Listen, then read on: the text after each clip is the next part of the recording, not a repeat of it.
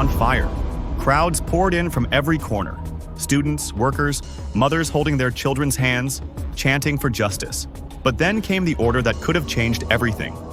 Shoot them. Only it never happened. In a stunning turn, riot police, long known for their iron grip, lowered their weapons. They refused, and in that silence, something extraordinary was born. Protesters stared in disbelief as officers shook their heads and stepped back. One video, now viral across social media, captured an officer's defiant voice. "We will not shoot our people." Within seconds, the fury of the crowd turned to applause. What made Kenya's police, once feared enforcers of state power, defy a direct command? And what does it mean when those sworn to uphold the government's authority side with ordinary citizens? The protests that sparked this moment had been brewing for weeks. Fuel prices were soaring, food costs were crushing families, and a string of corruption scandals had angered the nation. Tensions were already boiling when the suspicious death of Albert Owong, a well-known blogger and activist, in police custody pushed the country to the brink. Demonstrators filled the streets, chanting for justice. Then came the alleged shoot to incapacitate order. Officers were told to aim for protesters' legs, an instruction rooted in Kenya's long history of heavy-handed crowd control. In the past, such orders went unquestioned, often ending in bloodshed. But not this time. Eyewitnesses described a surreal scene. Lines of riot police standing still, radios crackling with commands they refused to follow. Videos flooded the internet. Images of officers lowering their rifles as protesters cheered them on. Human rights groups confirmed they had received reports of similar refusals in other towns, suggesting this was not an isolated act of defiance. The refusal immediately divided public opinion. For ordinary Kenyans, it was a sign of hope, a crack in the old system of fear and control. For those in power, it was a nightmare. Government officials scrambled to deny that any shoot order had been given, but leaked recordings and eyewitness accounts told another story. Legal experts quickly weighed in. Kenya's constitution and international law limit the use of lethal force to life-threatening situations. Shooting protesters over vandalism or roadblocks was unlawful, and police officers who obeyed could face prosecution themselves. For many within the force, this wasn't just about ethics. It was about survival in an age where every action can be live-streamed to the world. And so, for the first time in decades, Kenya saw its police make a choice, not for politics, but for principle. That choice didn't just save lives. It sent a message that echoed far beyond Nairobi streets. The old order of blind obedience may be starting to crack. When Kenya's riot police refused to fire, it wasn't just a split-second decision. It was the culmination of years of frustration, both among the public and within the police force itself. For decades, Kenya's policing culture has been synonymous with force. From the brutal crackdowns of the 1990s, Saba protests to the deadly clashes following the 2007 elections, officers were trained to see demonstrations as a threat to be crushed, not as voices to be heard. Yet in this moment, something shifted. Younger officers, many recruited during recent reform drives, had joined the force under promises of change. They were told Kenya was building a modern police service, one that emphasized negotiation, de-escalation, and human rights. But those ideals collided head-on with an order that harkened back to a darker past.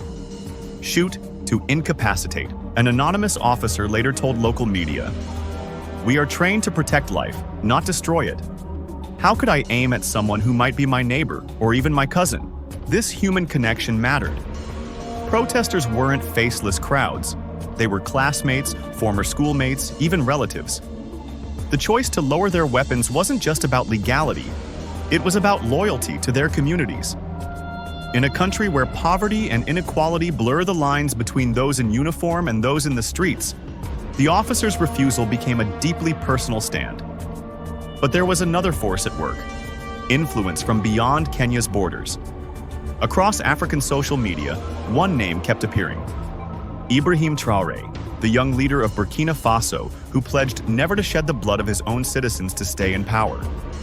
His words, widely shared online, resonated far beyond his nation's borders. Clips of Traoré addressing crowds, telling soldiers they must protect their people, not oppress them, had quietly become rallying points. Hashtags like Protect Not Punish and Traor Effect trended globally within hours of Kenya's refusal. It wasn't just coincidence. Activists, journalists, and even some police officers connected the dots. Analysts argue this is part of a larger continental shift. Across Africa, younger generations are rejecting the authoritarian policing model inherited from colonial rule. Instead, they are demanding security forces that serve communities, not political elites. In this context, Kenya's refusal was more than a local protest response. It became a symbol of that changing philosophy. The implications were immediate. Protesters celebrated the police as allies, not enemies. Videos showed demonstrators shaking hands with officers, chanting their support. For a nation accustomed to seeing tear gas and batons, the sight of unity between citizens and police was nothing short of historic. Yet this unity rattled the political establishment. Officials privately feared what it might signal. If police could say no once, what would stop them from rejecting other orders?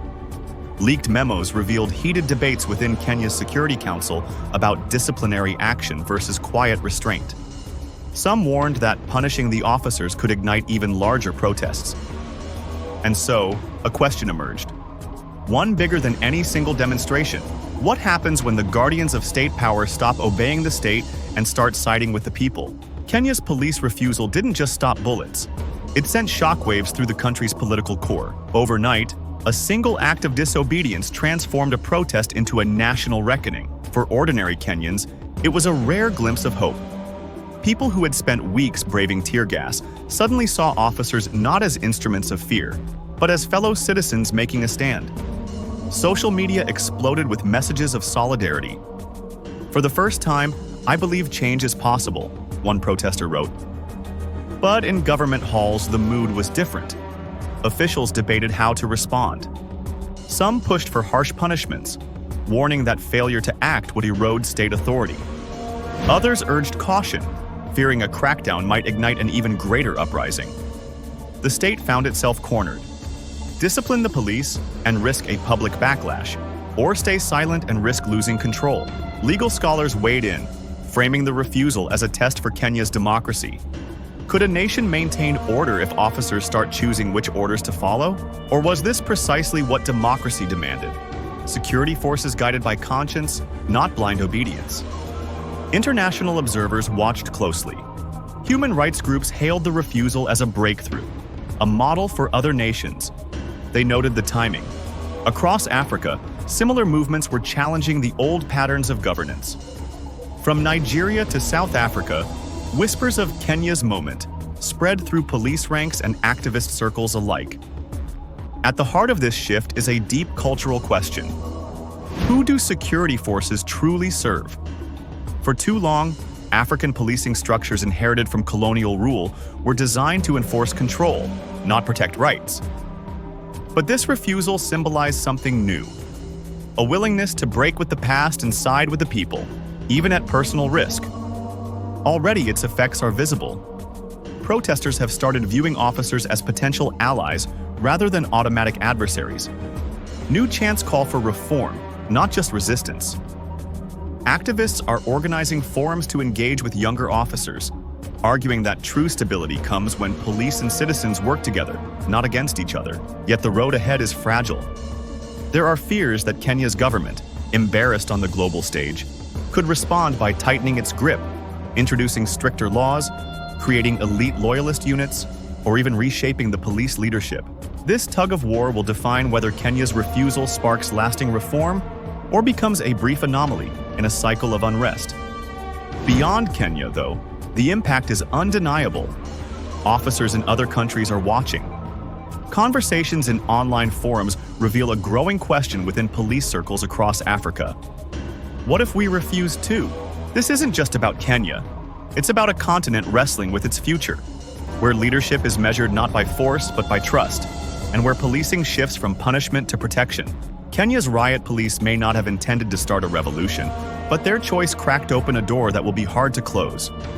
Whether this moment becomes a turning point or fades away will depend on how leaders, citizens, and officers respond in the days ahead. Do you think this is the beginning of a new era in Africa, where citizens and police finally stand on the same side? Drop your thoughts in the comments, support our work by liking this video, and subscribe to the channel to stay updated as we follow this story and others shaping our world.